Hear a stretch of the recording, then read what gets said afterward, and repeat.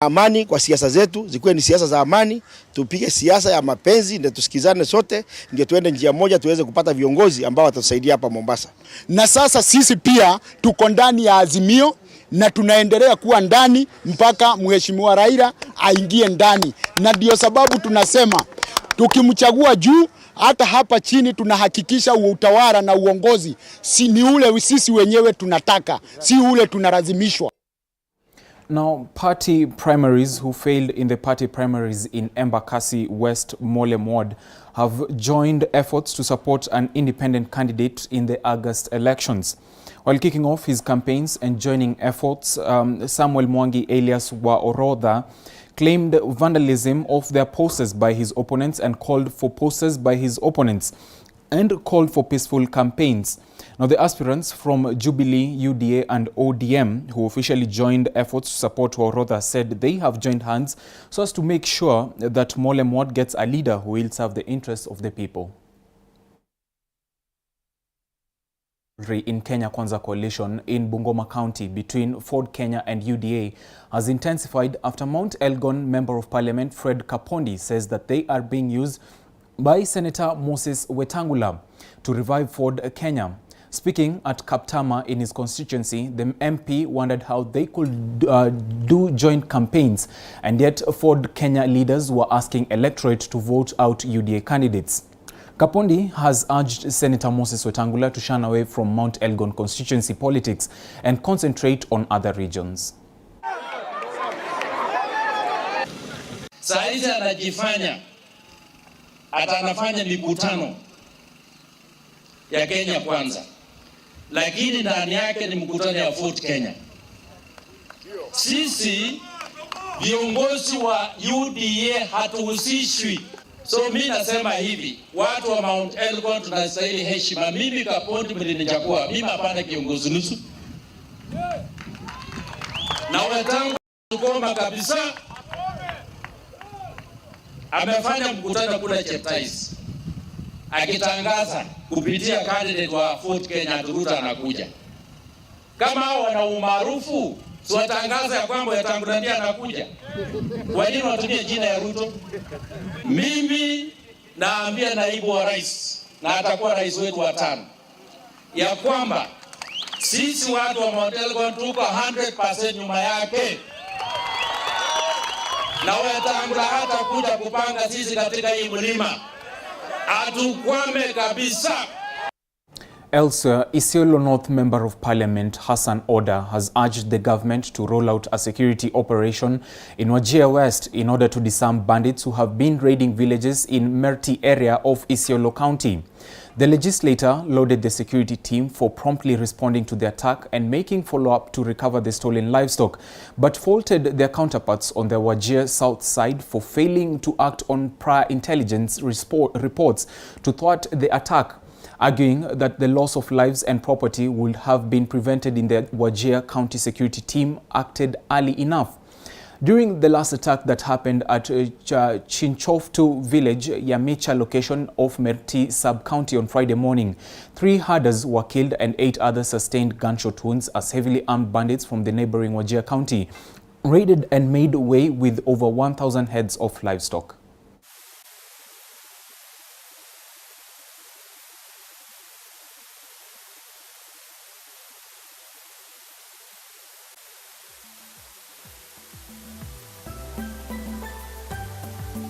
Kwa bahati mzuri tumeweza kushirikiana na serikali.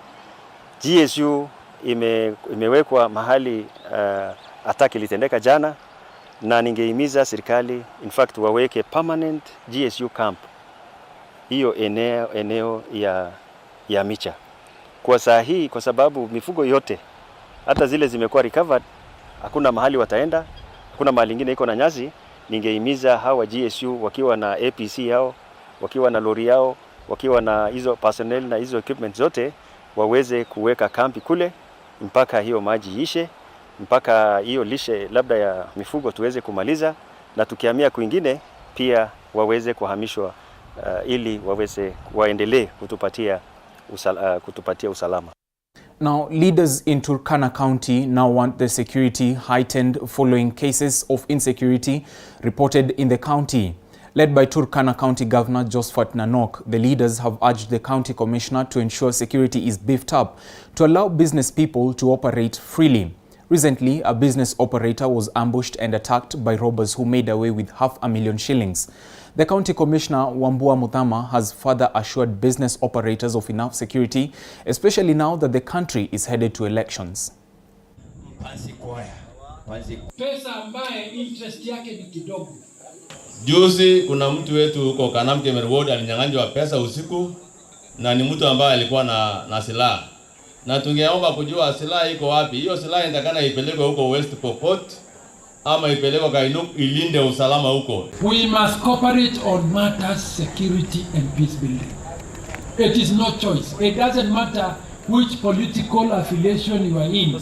County Commissioner pamoja na kamati ya security muendelee kuchunguza kabisa.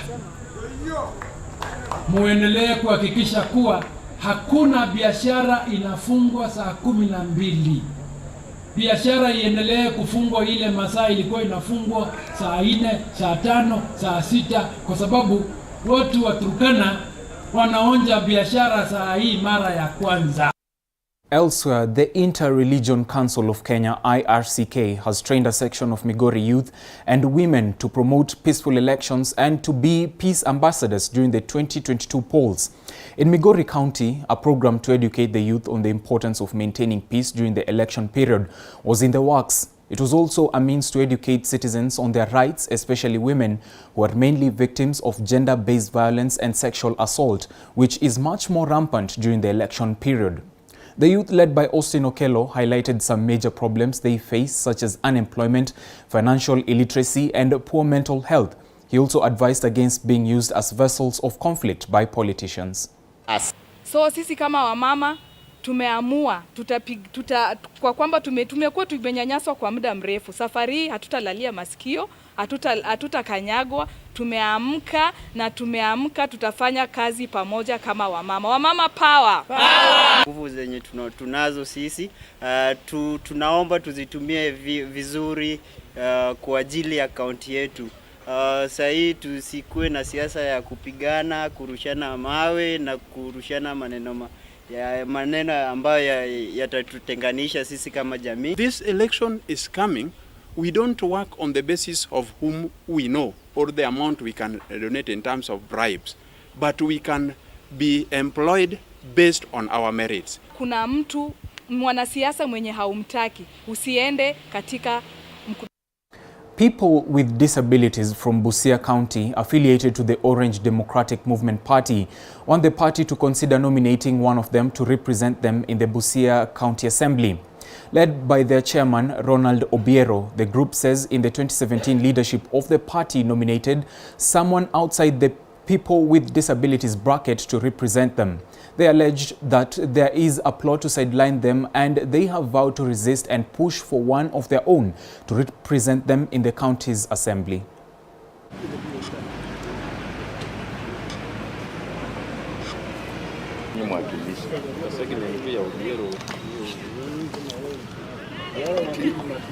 Sisi tunataka tuwakilishwe, manake hatuna uwakilishi popote. Tunajipata hakuna mali tunaweza tukakimbilia. Kwa hizo miaka 10 zote kulikuwa hakuna mali kwa kukimbilia, lakini juu ya juhudi yake na kupigania tumefika wakati huu. Hatutaki mtu atawekwa pale, amewekwa na watu, alafu anaenda pale anashiba peke yake, anaona yuko sawa. Hiyo ndio tunaona ugumu hapo. Tunataka kutetea kiti chetu cha nominated katika Busia Assembly ya Busia, ya kwamba walemavu wa Busia 2017 kwa hiyo election hatukupewa haki yetu katika Assembly ya Busia, na tulikuwa kaunti 17 ambao ziliwachwa nje, na sasa hatutaki tena wakati huu tuchezewe shere. Now heading back to a story that had stated earlier and was being prepared.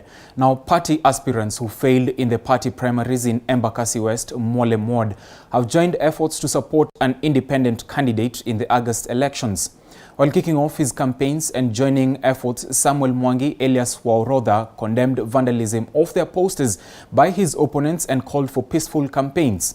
The aspirants from Jubilee, UDA and ODM who officially joined efforts to support Waorodha said they have joined hands so as to make sure that Mole Mwod gets a leader who will serve the interests of the people.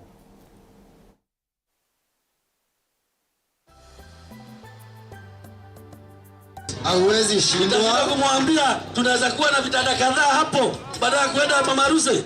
Hapana. Ninawaomba shikele kuja kupiga geta hapa. Ni hapa tu, ni hao watoto wetu. Na mimi nimeamua na mimi. Hapana. Mungu ni mwema sababu Mwokozi amekuja. Nimeingia kwa hizi kampuni na kama nipeleke leo niwatolee ushahidi. Hata bora elimu lakini hatuna elimu bora. Mimi nataka tulete uongozi wa Moyo. Ndio kwa kula kweli. Na pesa watu wanalinda usiku na mchana. Wapige maombi. Wanasema wako na pesa na kufanya kila kitu. Lakini sio kila kitu inakufanya. Baada ya kumaliza kazi ama kumaliza shule pale kuna mahali pa kumpeleka. Hii mimi nimejituma pale KCC. Kuna kampuni iko hapo. Na nikawaambia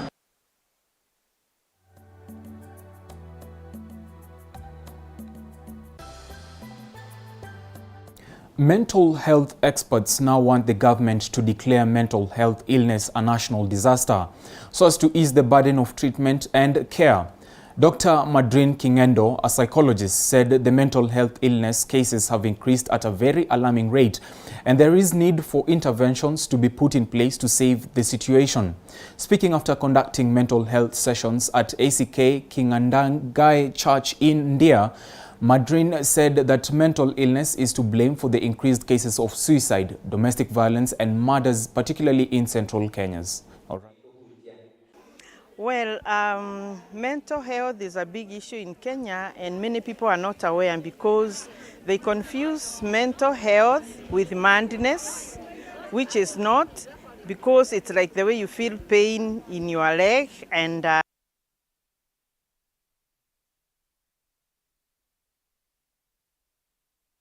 Elsewhere, residents of Gatundu, Juja, Ruiru and parts of Nairobi who were set to benefit from the 12 billion shillings Kariminu 2 Dam water project will have to wait longer before the water is supplied to their homes. During the tour of the Presidential Delivery Unit officials, it emerged that the National Land Commission (NLC) is yet to acquire enough land for way leaves and buffer zones to facilitate the water supply process. Now, while NLC has spent 3.5 billion shillings to acquire land for the dam construction, at least 4.2 billion shillings more is required to facilitate full operationalization of the key development projects being undertaken by the national government.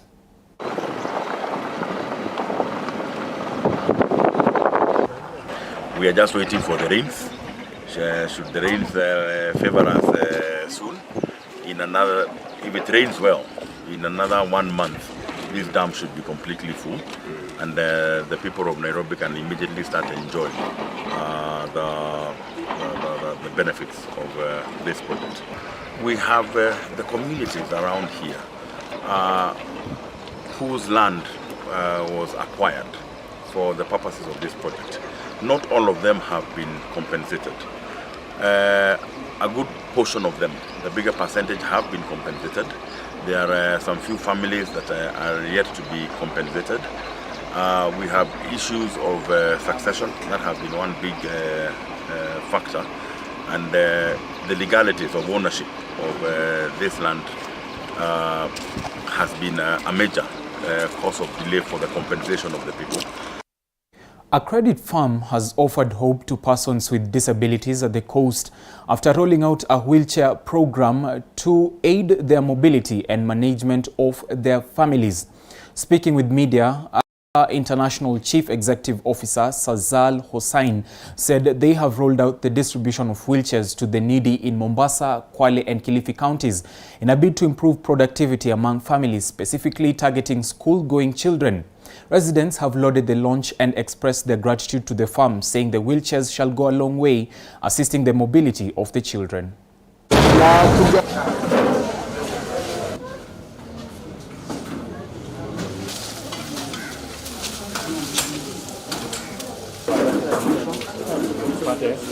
We are distributing 38 wheelchairs to the needed society.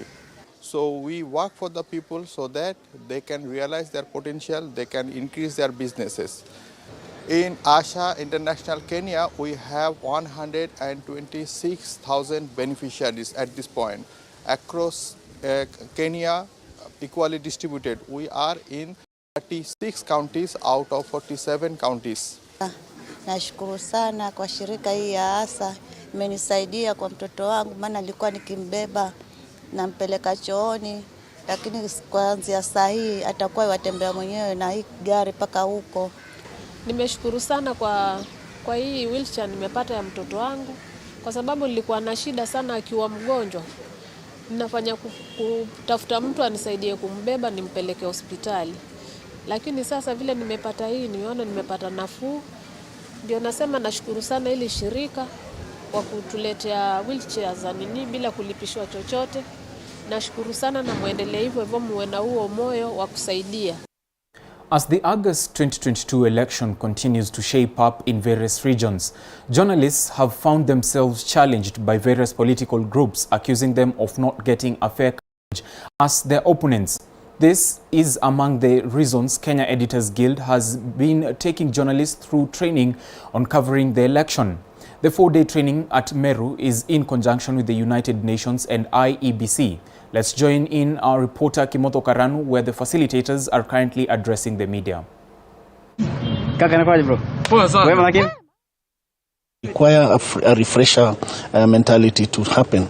So the Kenya Media Sector Working Group on Welfare of Journalists, together with the Independent Electoral and Boundaries Commission and the United Nations Development Fund, signed an MOU to fund these type of trainings, which are happening simultaneously in 9 other places across the country today. Maybe you have seen the safety of journalists. What have you taught them? We went through, and we are going to simulate with the help of Electoral Commission officials real-time election day. What happens? We've also gone through how to reorganize the news desk, the newsroom, to be able to cover elections effectively.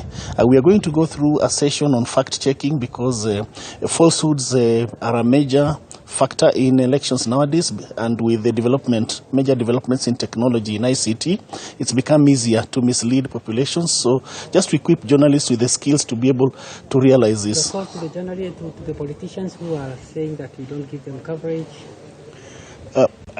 I doubt that any coverage would satisfy any politician.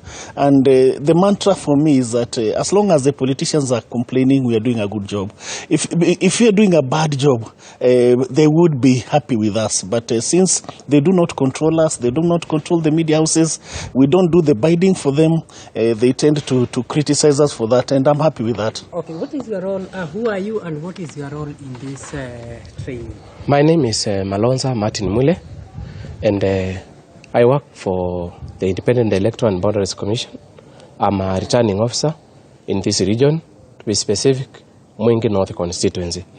I joined this training so that I can be able to put journalists through what exactly happens during elections.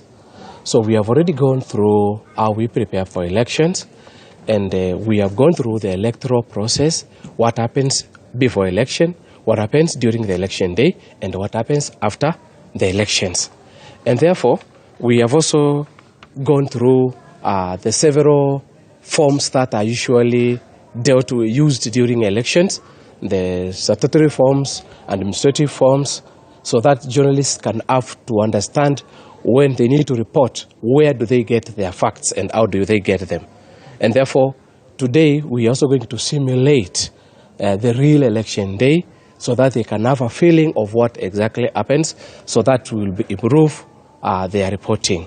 Maybe a question from a journalist. Can you tell us your name and which media house do you come from, and tell us What do you think this training has benefited you?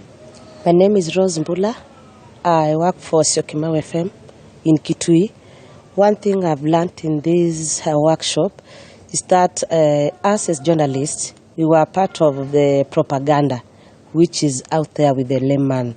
So we have learned the facts and we have known the facts from the IBC. You're coming to... And also, we have learned the facts and now we are going to disperse the information to our listeners, to our viewers of the truth, but not just mere talk which is on the streets.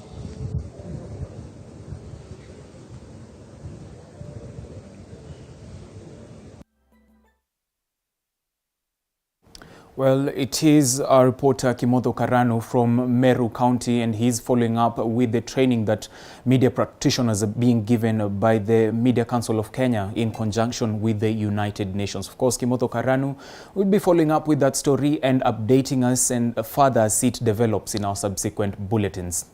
Now, great support has been directed towards maize farming in Bungoma following the onset of a project aimed at helping farmers improve on production and tap fully into the market. Speaking in Bungoma County, County Government Minister of Agriculture, Matthews Makanda, said that the project is geared towards ensuring that farmers have a major input in the area, adding that the goal is to provide food security in the county. Kwa mfano wanataka kusupport our farmers kwa mambo ya input supply, alafu pia wasupport our farmers kwa mambo ya building, mambo ya climate resilience, so that wakulima wetu wakuwe na mambo ya kujua mambo ya climate change, ili wapande kukuza mahindi yao kwa njia iliyo mzuri, na pia wanajaribu kuangalia mambo ya kusupport wakulima pia mambo ya market access, ili baada ya kuvuna mahindi yao au baada ya kuvuna mimea yao ya mahindi wakuwe na njia ya kuipeleka katika structured markets ama ile soko ambayo itakayowapatia pesa mzuri ya kuwasaidia katika ukulima wao. Lakini jambo la muhimu kwa sisi kama serikali ni kwamba hii mradi ina contribute towards mambo ya food security as a county. As part of the preparation for this project, we identified that there's huge potential for maize farmers in Bungoma to increase their yields. And that's really been the primary driver. It's really been all about where do we see huge opportunity with small-scale farmers to be able to increase their yields and for this project to have the maximum possible impact. So the project is looking at several different initiatives, including, just as a way of example, zero-till farming. So this is one of the sustainable farming methods that they want to use, where you're harnessing the best of the soil without disrupting it too much. And this is going to be absolutely critical as a way in which to tackle the adverse climate conditions that we have in Bungoma today as a result of climate change globally. Meanwhile, Laikipia County Governor Nderitu Mureithi and Jubilee candidates running for various seats pitched tent in Laikipia County, where they campaigned for Azimio's presidential candidate Raila Odinga. Mureithi, who's seeking to be re-elected for a second term, called on residents from the region to vote for him to enable him to accomplish crucial development agendas he had started. Mureithi challenged the Kenya Kwanza coalition to stop misleading the public and instead focus on key issues they will want to deliver to Kenyans. Elsewhere in Nyandarua County, TSP party leader Mwangi Kionjuri took campaigns to Ndaragwa, where he asked residents from Mount Kenya region to support their own in the forthcoming general election. Kionjuri challenged residents to elect visionary leaders who will help steer meaningful development in the country.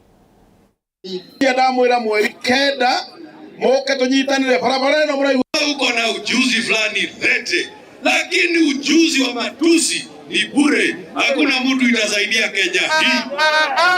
Tuliwaona jana hapa Laikipia wakisema sore ati walishindwa na kazi, na wanataka kusema ati walishindwa na kazi kwa sababu ya handshake.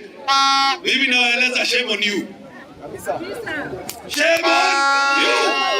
Kwa sababu Nerito na John Waneki tumefanya kazi hapa Chavi tukiwa na handshake. Kenya Kwanza hatujui ni nini iko ndani, hata tuko ndani sisi, lakini hata sisi hatujui kabisa ni nini tunagaiwa huko ndani.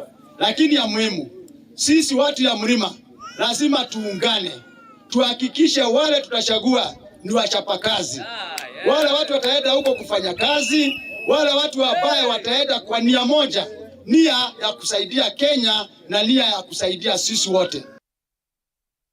Deputy President William Ruto has come under sharp criticism over his two-third gender role program, with critics claiming that he has no slots for women in his administration. Kilifi Azimio leaders speaking in different political rallies in Watamu, Dabaso and Msangoni said his failure to appoint a woman as a running mate was the first sign of a government not ready to serve women. Led by Orange Democratic Movement, ODM Kilifi gubernatorial candidate Gideon Mungaro said Dr. Ruto was insincere, alighting his own example for picking Flora Chibule as her running mate in implementing the gender rule. Kilifi Senator Stewart Madzayo also poked holes into DP William Ruto's two-third gender rule, saying that he was misleading Kenyans. The leaders drummed up support for the Azimio flag bearer Raila Odinga. Jana walikuwa wanasema hao watasimamia mambo ya jinsia na hao ndio watayang'atua, lakini hawaonyeshi kwa vitendo, wanaonyesha tu kwa maneno. Mheshimiwa Raila Odinga alichagua naibu wa rais mama, mimi nimechagua naibu wa gavana mama. Kwa hivyo sisi ndio tunaonyesha kwa vitendo, sio kwa maneno. Wale wengine ni manabii wa uongo, si kweli ama si kweli? Kuna kitu kimoja kinaendelea ndani ya Kenya hivi sasa. Hata William Ruto ambaye ni deputy president amesema ya kwamba yeye ataweka 2/3 ya kina mama. Amesema ataweka nini? 2/3 ya kina mama. Ikiwa yeye safari yake ameianza tayari, amemweka Gachagua mwanamme kama deputy wake, ataweza kumaliza hii hesabu hii? Yule jamaa na yeye itwa Ruto, mimi nataka watu wa Rabai mumkatae 100%, kwa sababu yeye jambo la kwanza alisema atawaletea watoto wetu laptop. Akatoka hapo akageuka akasema atawaletea wheelbarrow. Bado tumeshangaa, jana anasema wamama wakizaa ataletea watoto pampers. Mimi nataka niambie Ruto kwamba shida ya wamama wetu wa Kenya si pampers. Wamama wa Kenya ukikuwa empowered, wakipata vibarua vya kufanya, watanunulia pampers watoto wao wenyewe. And on that note, we'll do a short break, but don't go too far. When we come back, we'll be giving you more news as well as some sporting action, so stay tuned.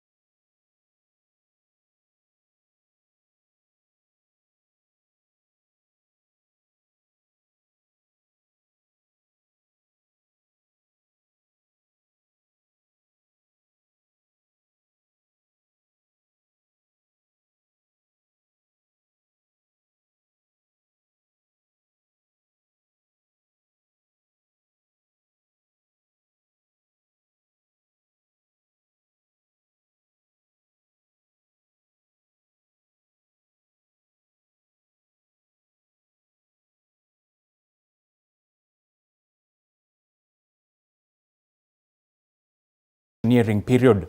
We now cross over to Eldoret, Uasin Gishu County for live updates from our reporter Boniface Barasa.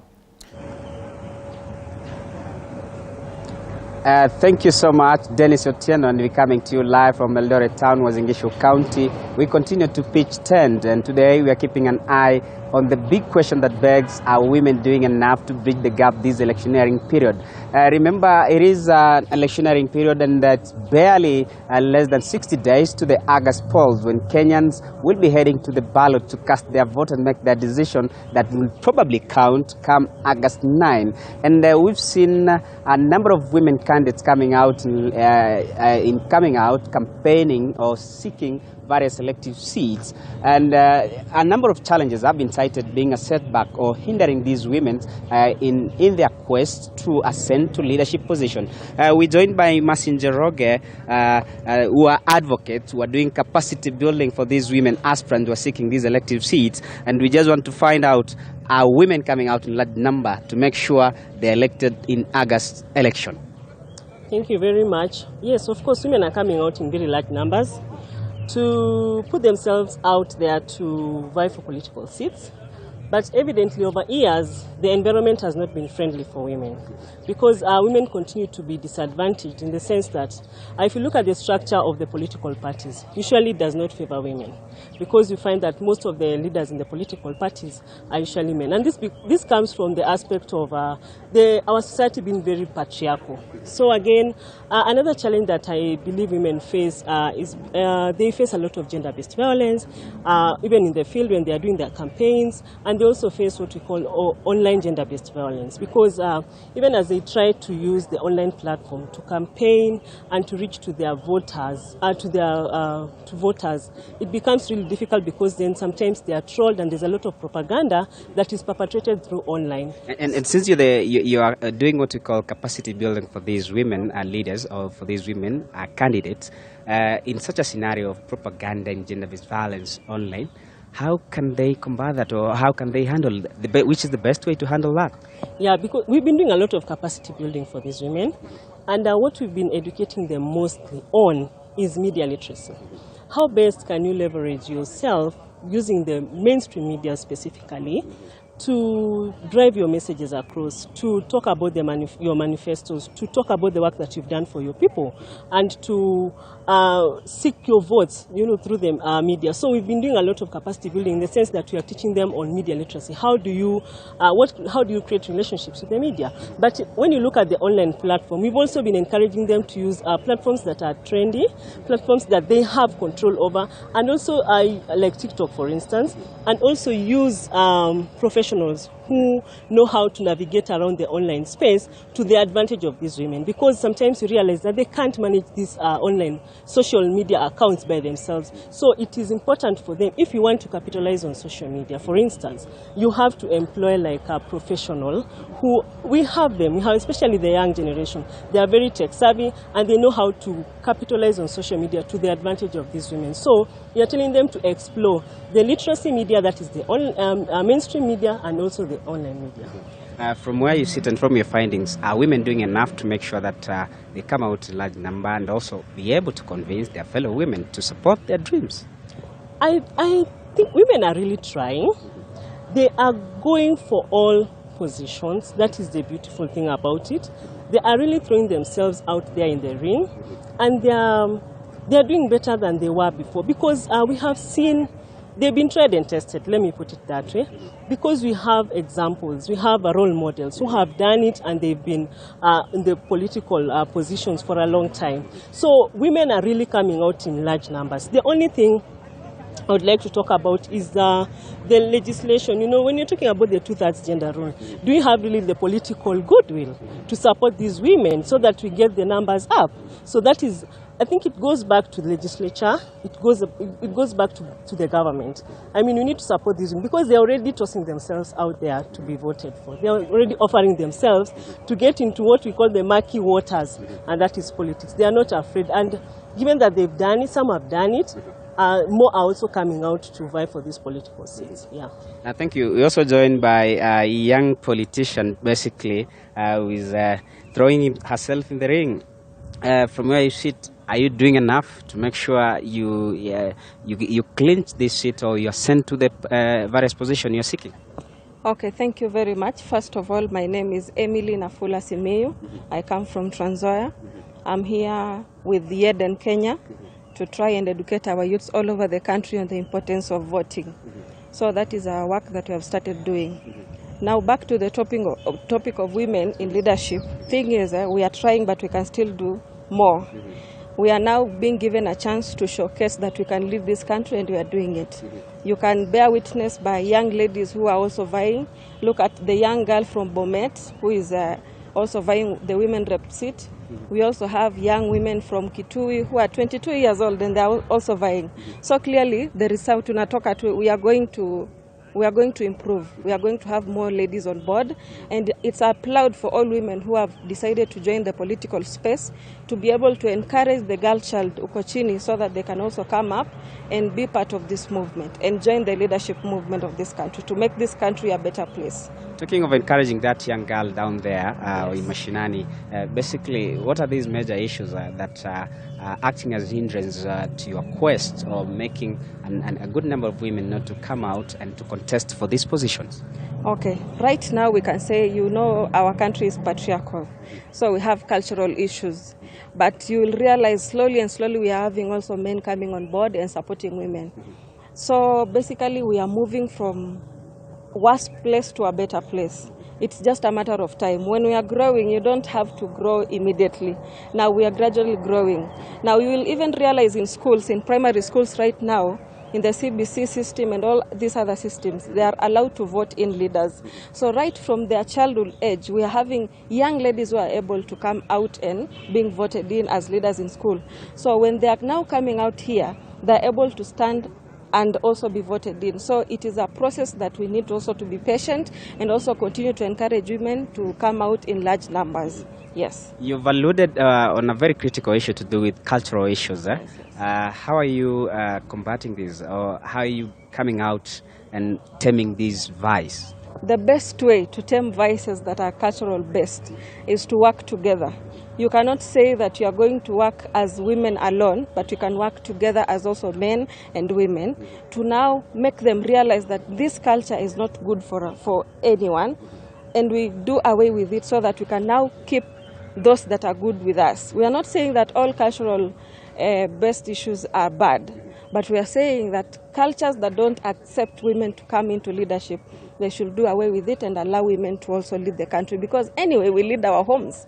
We cook for our people. We do anything at home. If you're a man, you only come at home to a woman who has also made something for you, has prepared something for you. That is already leadership. So it's just encouraging the same leadership to also trickle down to how we are service delivery, because when you are in leadership, you are distributing resources. So it is distributing lunch at home. So now you see, if you distribute well at home, you are distributing well in the country. And that is majorly what we need to do right now. Do you have a level playing ground? Level playing ground? No, not really. Why not? No, I think I need to also be given time to also be nurtured slowly, and also I'm in a leadership, so with time that dream will come to pass. For now, let's just let me also encourage my other ladies to also vie. Yes. Okay, thank you, Dennis.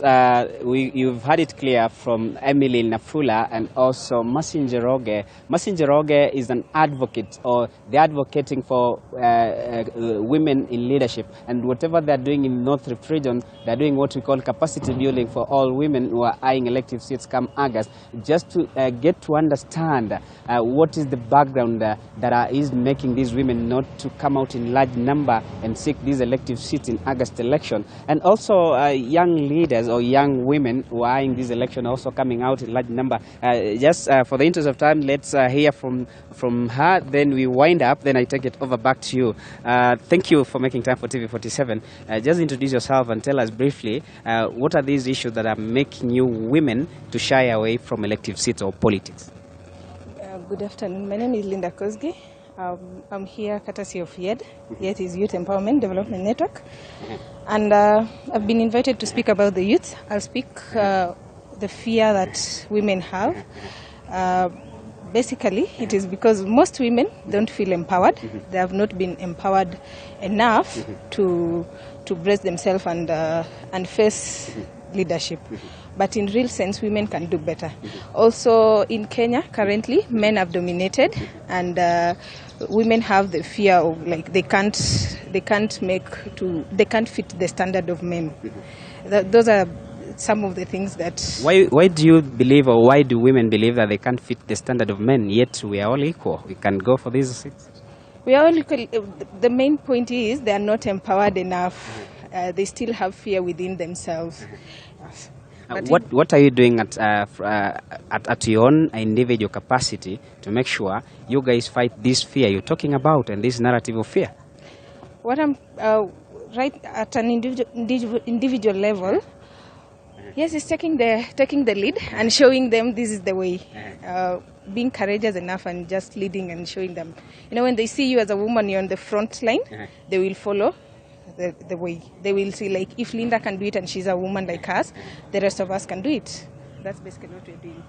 Thank you. You've heard it from Linda, Emily Nafula, and Mercy Njoroge. All these are women who are advocating for women leadership. And basically, as I alluded earlier, Mercy Njoroge, whatever they're doing capacity building for women across the political divide or from various political parties, just to ensure that they capacity build these women and they give them that oomph and encourage them to come out in large number, contest for this election, just telling them, hey, you also have the right and ability, capability to go for this seat, contest for this seat. And remember, earlier on, we've seen the Kenya Kwanza Alliance led by DP Ruto, William Ruto, assuring women their stake of 50% in government in an event that William Ruto ascend to power come August. For the interest of time, I take it back to Dennis Otieno. Over to you.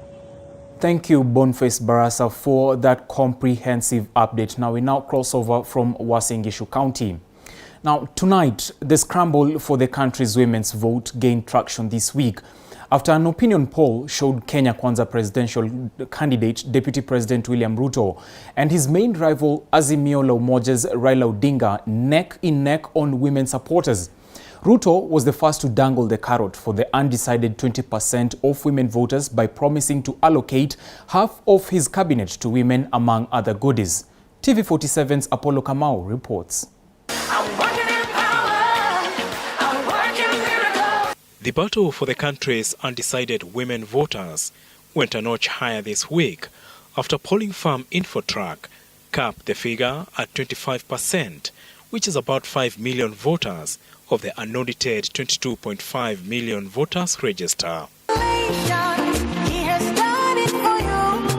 According to Infotrack, Azimio presidential candidate Raila Odinga leads Kenya Kwanza's Deputy President William Ruto with a 1% margin gap, with Odinga garnering 38% of women's support, while Ruto trails him at 37%.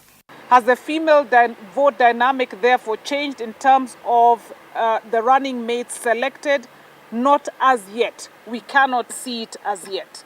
However, what we do see is that 25% of the female vote currently is undecided.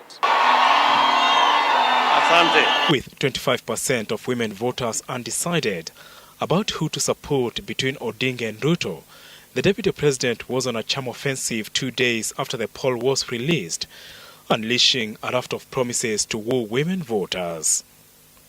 The Deputy President promised women half of his government if he won the election, half of the 50 billion shillings Hustlers Fund, an increased number of women in leadership positions, free diapers for new mothers, and free sanitary pads for girls.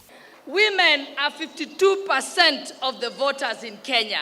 Yes, we matter. 50% ya hiyo bilioni 50 ya Hustler Fund itatengwa kwa wamama, ama it will be ring-fenced.